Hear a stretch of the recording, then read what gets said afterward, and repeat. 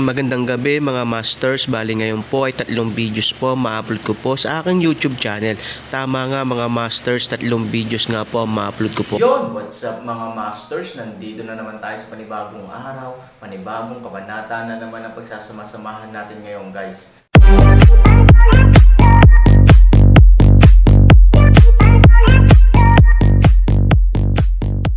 Bali mga masters, kung bago ka pa lang po sa aking YouTube channel, please click the subscribe button, lalong-lalo na po yung notification bell guys, para maging connected pa rin tayo sa isa't isa at maging updated kayo sa mga susunod ko pang video.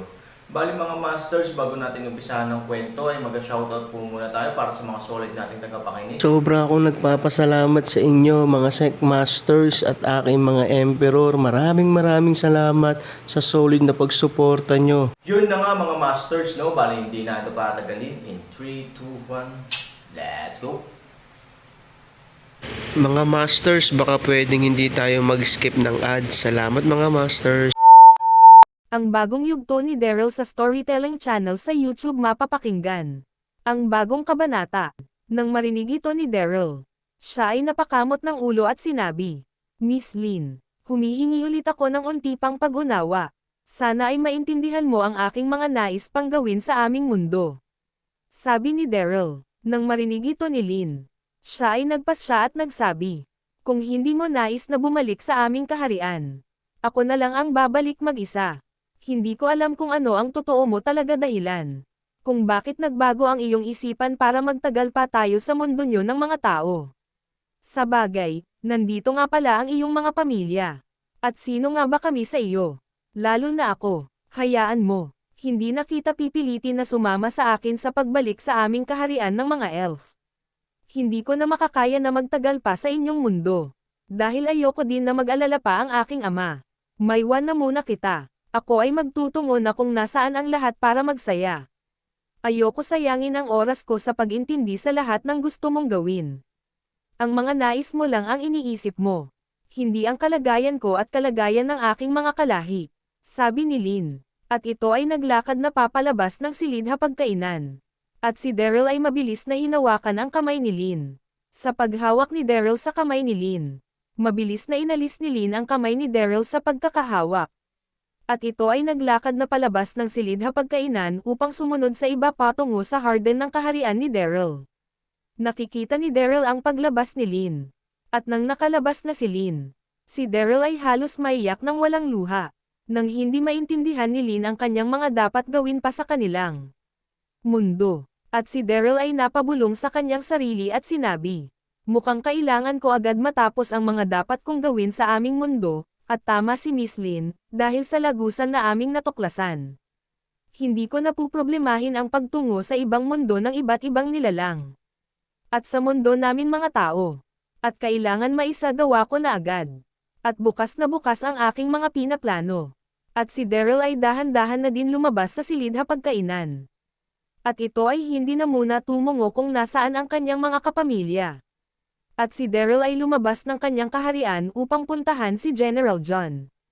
Samantala sa mundo ng mga iba't ibang nilalang, sa lugar ng mga elf, sila Master Ken at sila Yui ay lubos na ang pag-alala para kila Lynn at Daryl. Si Master Ken ay nagpasya munang bumalik sa kanilang kaharian, upang mag-utos sa iilang mga kasundaluhan. Nasunduin na sila Lynn at Daryl sa lugar ng sagradong harang.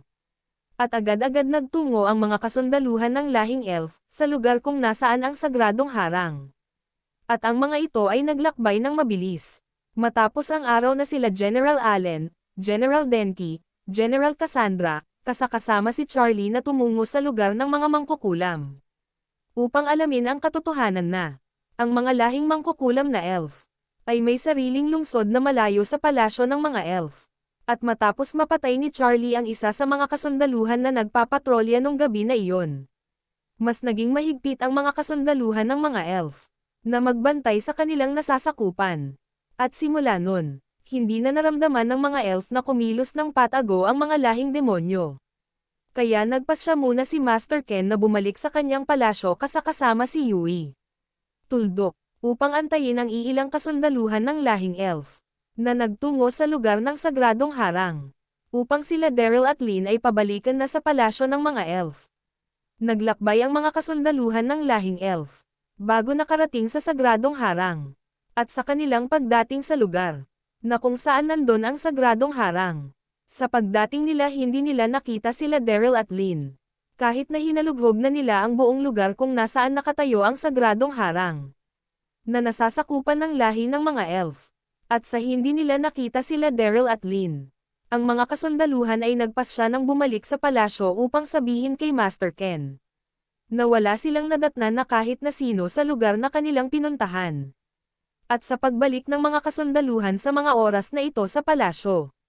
Agad-agad itong tumungo sa palasyo ng mga elf. At mabilis na hinanap si Master Ken. Ang isang sundalo ay nagmamadaling pumasok sa palasyo. At sa loob ng palasyo may 2 figure ang nakaupo sa hapagkainan. Ang 2 figure ay tahimik na nag-aalala. At nag-aabang sa pagbabalik ng mga kasundaluhan. Na nagtungo sa lugar kung saan pumunta sila Daryl at Lynn. At ito sila Master Ken at Yui. Sa paglalakad ng sundalo patungo kila Master Ken. Nakita ni Yui ito at siya ay labis na natuwa, at agad-agad na tumayo sa kanyang kinauupuan at sinabi.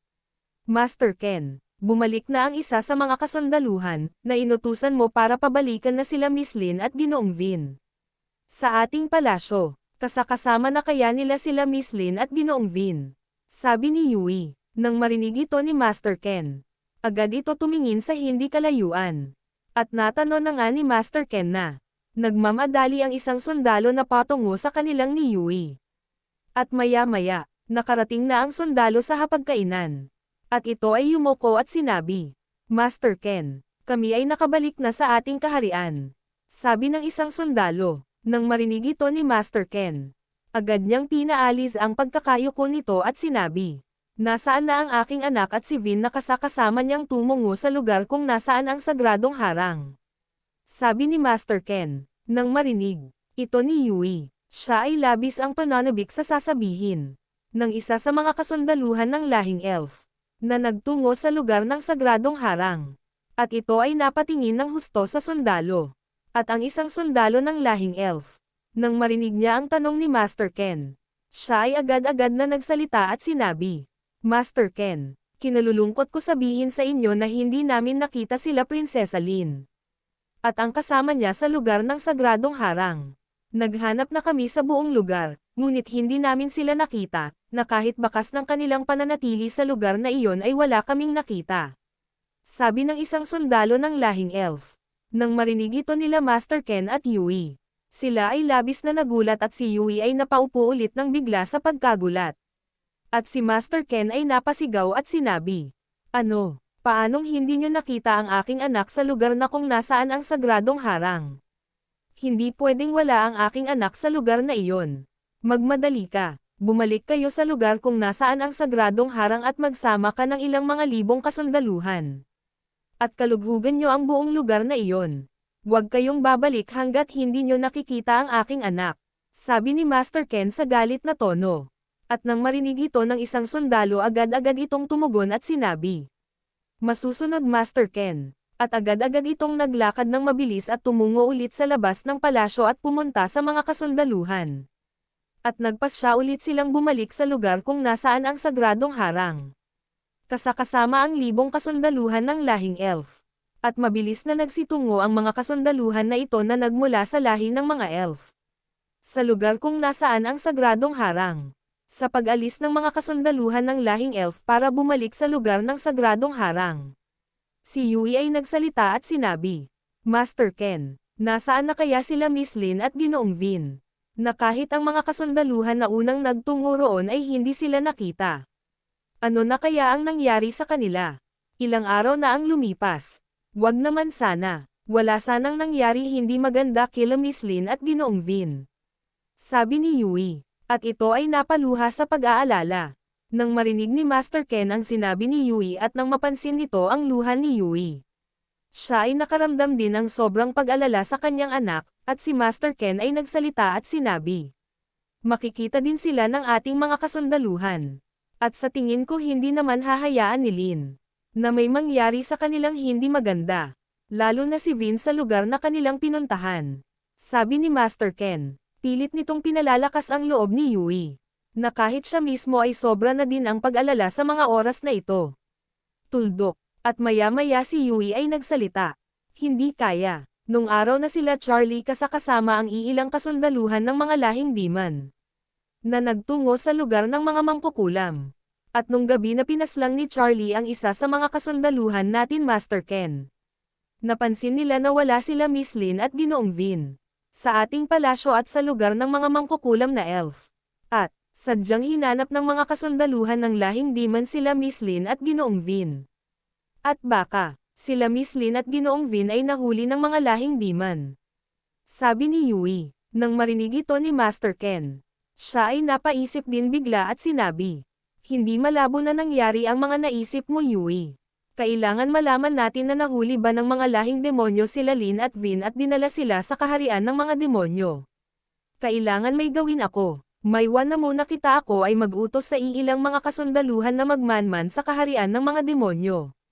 Sabi ni Master Ken. At mabilis itong naglakad palabas ng palasyo. At sa paglabas ng palasyo ni Master Ken, si Yui ay nagpasya din na lumabas sa palasyo upang tumungo sa kubo ni Daryl. At si Yui ay naglakad na papalabas ng palasyo. Samantala nang makalabas si Master Ken. Sa palasyo agad ito tumawag ng 3 piling kasundaluhan nila. At si Master Ken ay nagsalita at sinabi sa 3 piling sundalo ng mga elf. Kayong 3. May nais ako ipagawa sa inyo. Ngunit kailangan niyong maging maingat. Dahil nakasalalay sa inyo ang buhay ng aking anak. Nais ko sana italaga kayo sa lugar kung nasaan ang kaharian ng lahing demonyo. Nais ko sana alamin niyo. Kung ang aking anak at ang kanyang kasama na nagngangalang Vin ay nakobkob ng mga kasundaluhan ng lahing demonyo. Kailangan niyo maging maingat ng husto.